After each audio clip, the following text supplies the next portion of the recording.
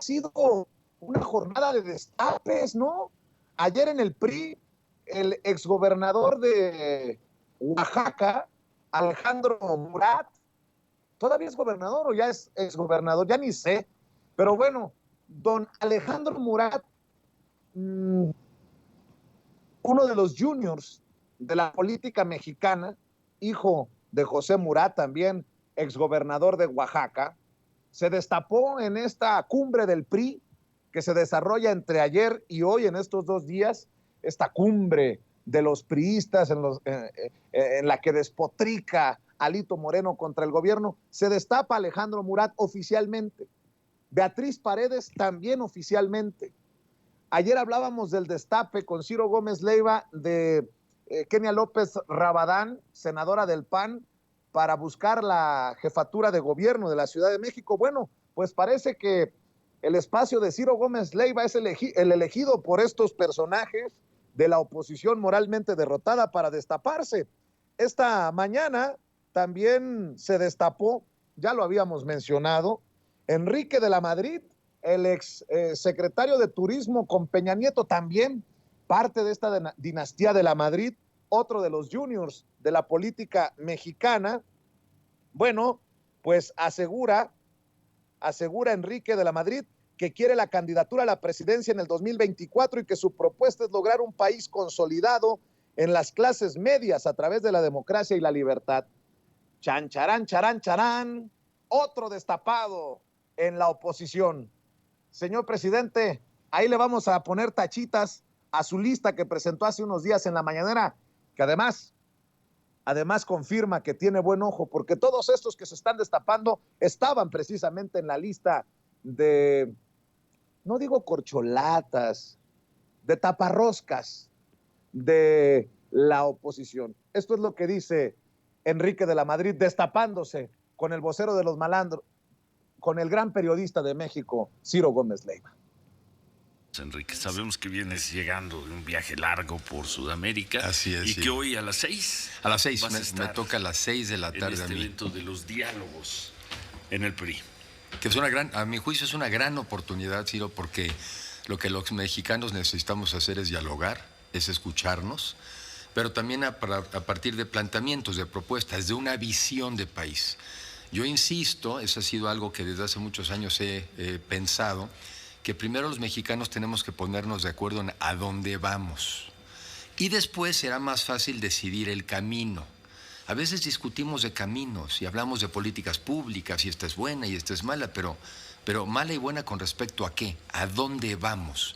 Y yo lo que sostengo es un país que se consolide como un país de clases medias y que lo hagamos en democracia y en libertad. Si eso nos ponemos de acuerdo... ¿En eso sintetizarías? Sí, porque al final del día, ¿qué queremos en México? ¿Qué queremos las personas para nosotros, para nuestras familias? Queremos un mejor nivel de vida. Un nivel de vida que se aleja de lo que es vivir en la incertidumbre, el miedo y el pavor de la pobreza y sobre todo la pobreza extrema. Familias que saben que no les alcanza, y menos hoy en día en una época de inflación alta, pero no les alcanza para vivir bien.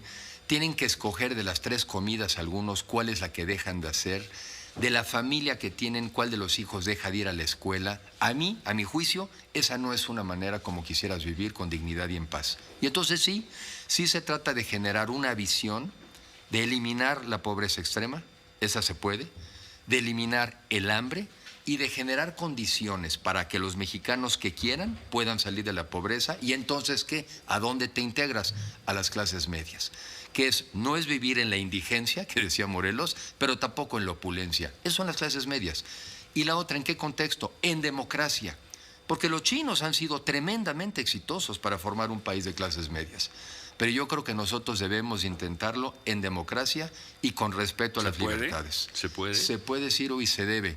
Y lo hemos hecho. Por ejemplo, yo en mis palabras de hoy, aunque sea una mención muy rápida, hablaré, por ejemplo, de esa época del milagro mexicano, de lo que es el desarrollo estabilizador, que muchos mexicanos pues no conocen. Ya casi un siglo de eso. Pues no 40, tanto. Oye, los no 50, tanto. Pues ya estamos. Sí, tiene razón. Pues sí, tiene razón, fue 70, 50 años. Sí. Pero fue un México en donde supimos ser prácticos aprovechar también el entorno internacional, y fueron 12 años donde crecimos a más del 6%, y para ponerlo en términos de ingreso a las personas, el ingreso a las personas crecía casi 4% cada año. Y eso que eran años donde la población... A ver.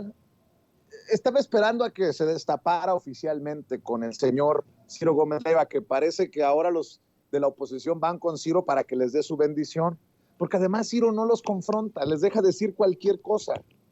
Pero ¿con qué cara este hijo de la chingada, mi querido Toño, que formó parte del gobierno, del gabinete de Enrique Peña Nieto, nos pinta un país en el que él descubre a los millones de pobres?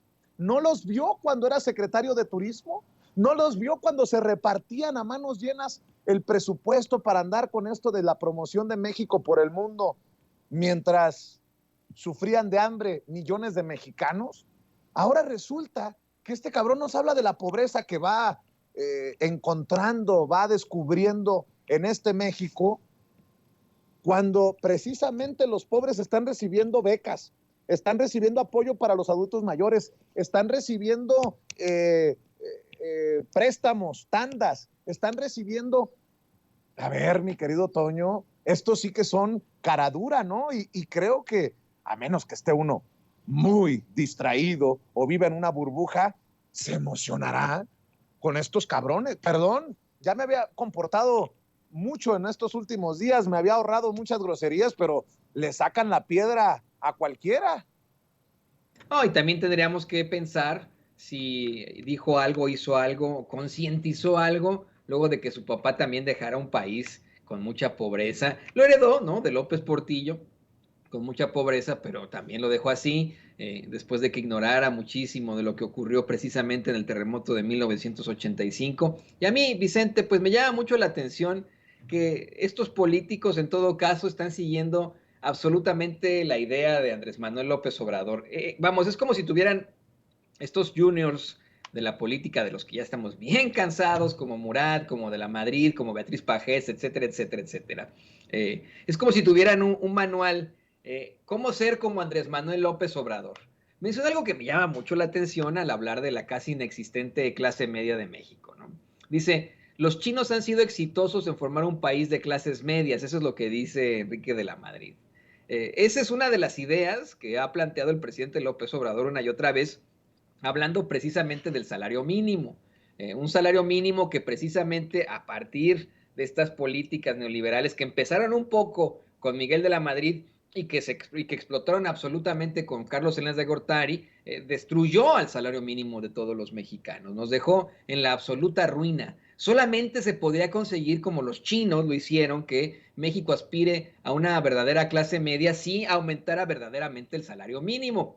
Algo a lo que la gente, pues, con la que se desarrolla precisamente Enrique de la Madrid está completamente en contra, ¿no? Él es definitivamente, pues, un político con una idea absolutamente neoliberal de la vida y quiere llegar supuestamente con, pues vamos, el manual Andrés Manuel López Obrador a plantear supuestas ideas revolucionarias, pero que, insisto, siguen siendo estas mismas que detentó su papá, que han detentado todos los priistas y que detentan desde esas esferas del poder en las que desafortunadamente nos imponen a este tipo de candidatos. Yo creo que, y hasta gobernantes, ¿no? Creo que somos muy, pues vamos, dichosos los mexicanos de estar viviendo en un tiempo distinto de la política, un tiempo en el que ya no domina Televisa, en el que no nos están embruteciendo a todos con Jacobo Zabludovsky o con Chespirito, un tiempo en el que nosotros podemos decidir, podemos opinar en las redes sociales, un tiempo en el que pudimos ubicar a un presidente progresista en el poder y que estamos buscando consolidar una transformación, un tiempo en el que por supuesto no le creemos este tipo de juniors, ¿no? Me llama mucho la atención cómo los apapacha, como bien dices, el defensor de los malandros, ¿no? Fíjate, todos estos están yendo a la cueva, al espacio del defensor de los malandros, Ciro Gómez Leiva, que los bautice, ¿no? ¿Y cómo llega, cómo comienza la entrevista Ciro Gómez Leiva? Pues de la forma más servil. Enrique, sabemos que vienes llegando de un viaje largo de Sudamérica, putz. O sea, de verdad no se puede ser más servil. Te das cuenta que acá atrás de mí tengo una Una alfombra, Vicente, ahí donde está mi plantita. Bueno, a esa alfombra le voy a poner Ciro Gómez Leiva, Lili Téllez. Es ridículo cómo se ponen estos periodistas supuestamente de alfombra, de tapete, ante politicazos y ante juniors que pues buscan seguir engañándonos, ¿no? Eso es lo más terrible de todo.